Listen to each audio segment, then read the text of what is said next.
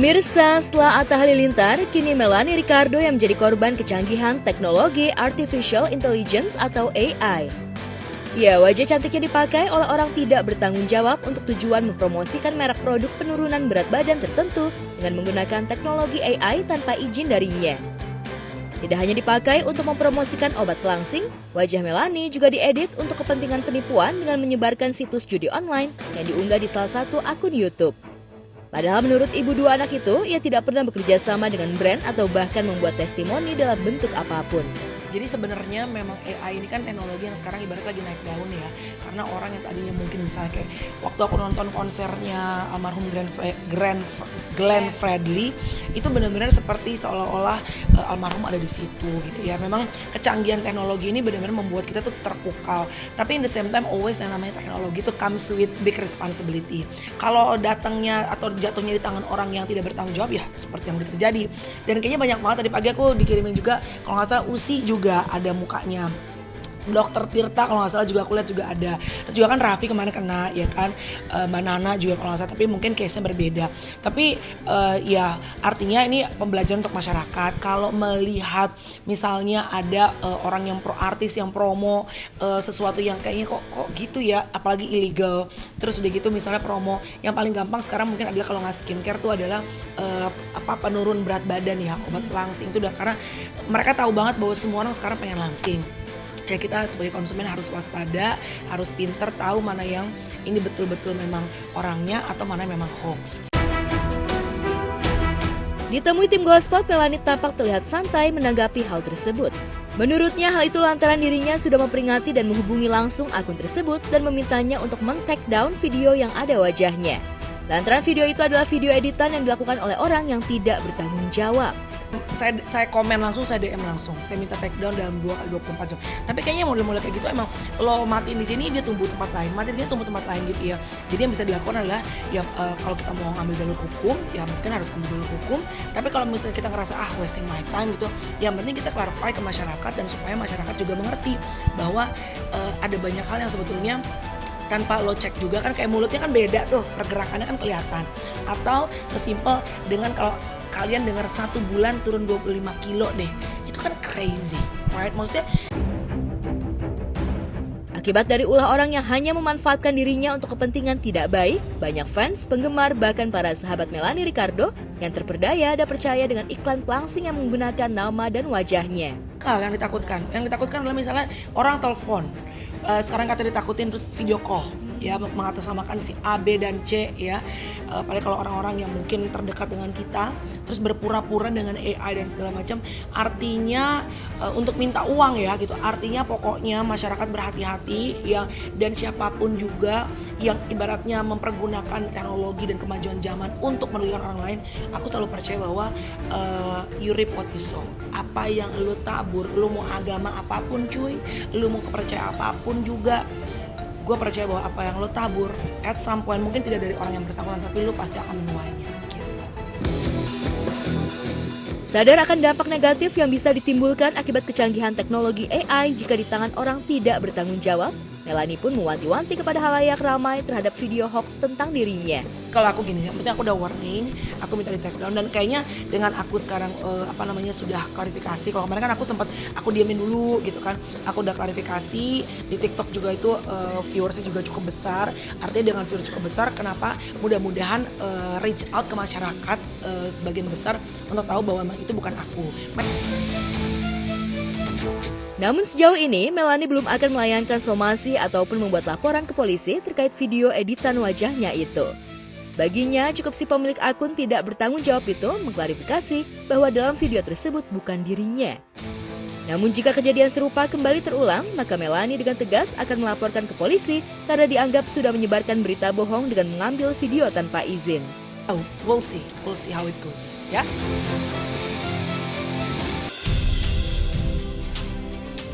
Sementara itu viral di media sosial, aksi heroik seorang pria yang rela meninggalkan motornya tenggelam demi menyelamatkan ibu dan anak yang terjebak banjir bandang.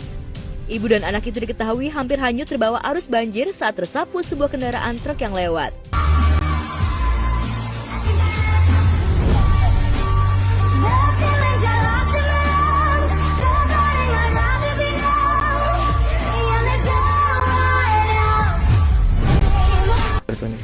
Itu salah satu tindakan yang terpuji banget ya, itu pemuda lihat situasi yang begitu. Menurut saya sih patut diacungkan jempol gitu ya. Tapi bagi yang penyupir truk ini nih, kok nggak ada hati banget ya. Dia tuh mementingkan diri sendiri kali ya. Ya lihat di sekitarnya, kalau misalnya banjir ya tahu sendirilah, bagusnya berhenti dulu, suruh lewat dulu, baru lewat gitu truknya gitu ya. Aksi kepahlawanan pria tersebut terjadi saat banjir bandang melanda di kawasan Batu Aji, Batam, Riau. Akibat hujan yang mengalir deras membuat beberapa akses jalan terendam banjir setinggi pinggang orang dewasa. Dalam video yang beredar yang diunggah akun TikTok @anakbatam, terlihat seorang ibu yang sedang membonceng anaknya dengan sepeda motornya nekat menerobos banjir yang menggenangi kawasan perniagaan. Namun di tengah jalan, tiba-tiba dari belakang datang sebuah truk yang mencoba untuk menyalip truk lain dengan kecepatan kencang hingga membuat gelombang air pasang yang hampir membuat ibu dan anak tersebut terjatuh dari motornya dan nyaris tenggelam. Jadi kasihan banget kalau saya lihat bawa ibu-ibu punten-punten ini mah ya, bukannya ngerendahin yang bawa motor. Jadi ya saya lihat sih kasihan ya. Hati-hati kalau berkendara tuh, lihat kiri kanan. Ya gitulah, kita tuh harus sadar situasi ya. Sadar. Lihat sama kejadiannya seperti itu. Cuman kalau yang tadi saya lihat sih airnya tuh besar, tinggi. Ya, tinggi gitu ya. Kalau saya lihat orang yang masuk solokan, ada solokan, si motornya itu langsung masuk semuanya. Terus semua orang yang ada di situ pada nolong ibu-ibu waktu itu. Nggak tahu ada kayaknya lubang besar, itu ada genangan air, ketutup lubangnya itu. Si motor ibu-ibu ini masuk semua, sama motor-motornya sama ibu-ibunya masuk ke situ. Saya yang di dalam mobil juga ikut turun.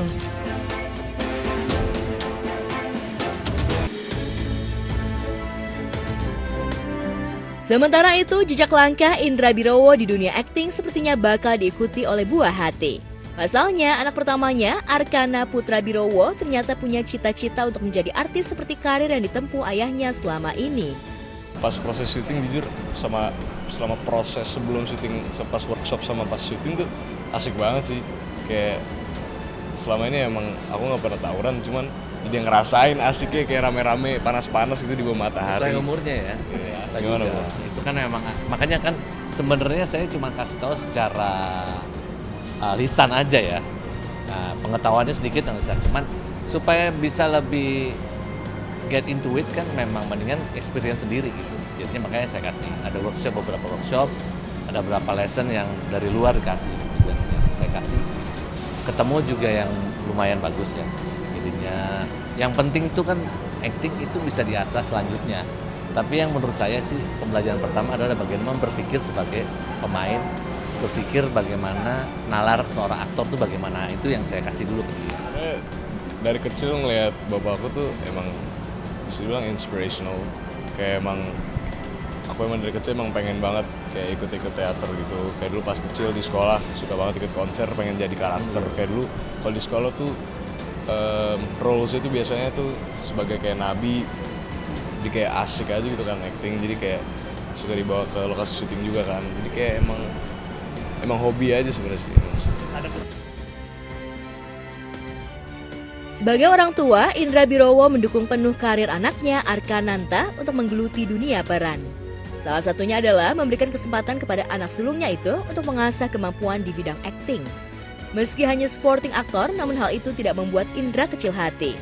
Suami Nola Adrianti itu mengaku kalau dirinya juga mengawali karirnya dari menjadi seorang supporting aktor. Nah, terus saya bilang sama dia, oke, kalau memang mau coba jadi aktor, harus ada prosesnya gitu, harus ada pembelajarannya, harus ada pengalamannya. Nah, dari situ sempat saya kasih ada pembelajaran, ada kayak short course gitu, ada juga workshop, dan akhirnya sempat juga waktu itu main di film Jin and Jun ya, pertama ya, juga sebagai sporting. Jadi dulu juga kan aku juga main pertama juga sebagai sporting ya, maksudnya memang ada proses itu supaya mengenal bagaimana situasi syuting, bagaimana situasi di direct orang, bagaimana situasi berakting di depan kamera, di depan orang.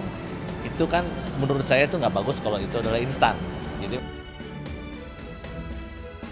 Tak hanya itu, dari kecil Arkana juga sering ikut ayahnya ke lokasi syuting hingga membuat dirinya tertarik akan dunia peran. Tak ada kesulitan yang dirasakan oleh Arkana terkecuali menunggu untuk kebagian peran akting yang membuatnya jenuh. support kepada anak ya, karena anak juga ternyata juga suka dan mau coba untuk jadi aktor seperti apa. Jadi memang Bukan acting, jadi kayak suka dibawa ke lokasi syuting juga kan. Jadi kayak emang hobi aja sebenarnya sih. Ada kesulitan nggak? So far, alhamdulillah belum ada sih, cuman nunggu aja sih, cuman kayak I don't mind sih. ya proses nunggu kan biasanya kan kalau orang yang belum tahu syuting itu pasti ya udah syuting enggak. Ternyata syuting juga ada yang bilang bahwa syuting adalah dibayar untuk nunggu. Untuk menunjang bakat anaknya tersebut, pemeran Dadang di sinetron Dunia Terbalik itu juga memfasilitasi anaknya untuk memperdalam akting anak. Arkana juga banyak mendapatkan pelatihan akting seperti teater dan drama di sekolahnya. Wishlist aku sih kalau udah kelar sekolah, kalau belum kuliah sama sesudah ya bisa banyak project sih. Aku pengen lebih ngedalamin lagi acting sama mau cobain hal-hal yang baru sih sebenarnya. Saya kepengen juga Arka gitu ya, maksudnya tetap sekolah tetap harus dilewatin, harus tetap dilaksanakan karena ketemu teman, ketemu orang di luar dunia akting dan dunia perfilman ini banyak sekali yang bisa dipakai untuk perfilman. Maksudnya apapun yang bisa dia lakukan di kehidupannya dia lakuin aja. Yang penting sekolah juga harus diselesaikan dulu.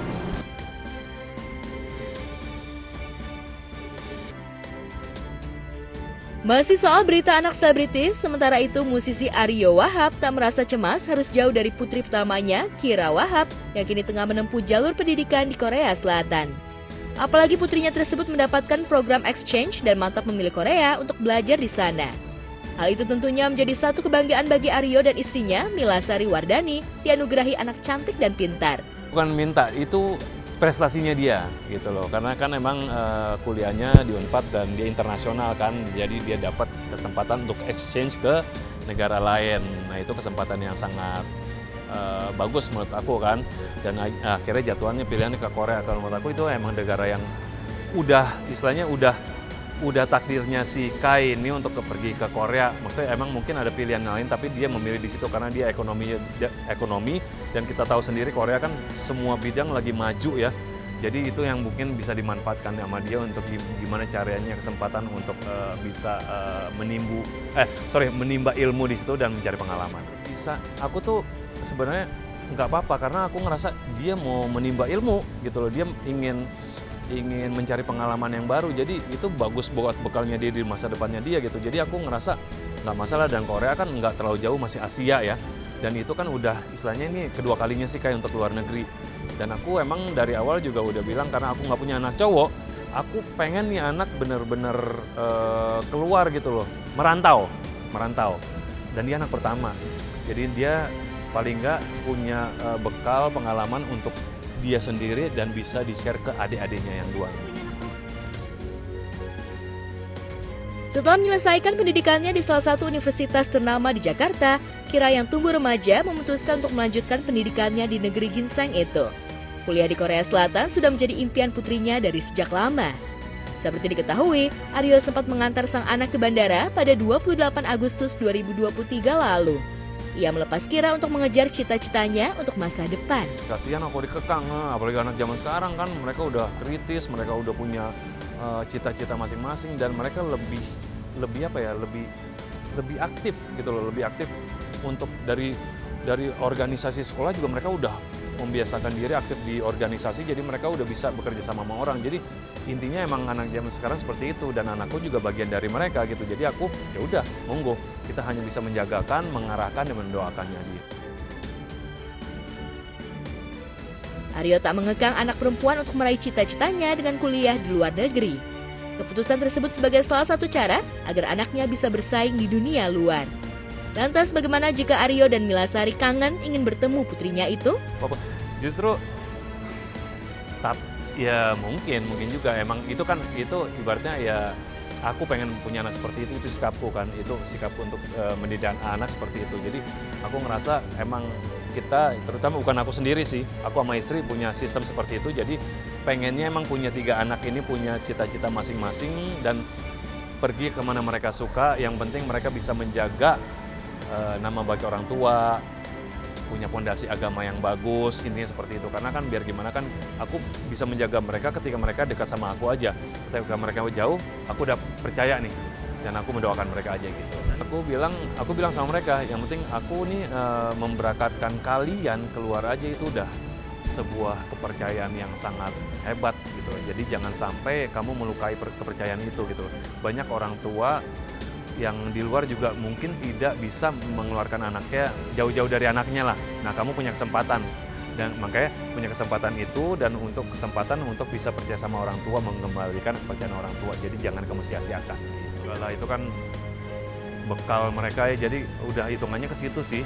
Jadi kalau ini ya aku sama istri kalau seandainya mau mereka ya udah kita jalan-jalan berdua yuk gitulah. Kemarin 5 bulan udah pulang. Sekarang dia udah selesai kuliahnya dan udah buat skripsi. Kalau rindu ya tinggal telepon, zaman sekarang kok tinggal WA, zaman sekarang bisa video call. Kalau zaman dulu kan bisa di airport, zamanku dulu keluar negeri, sekarang masih bisa video call segala macam gitulah ya.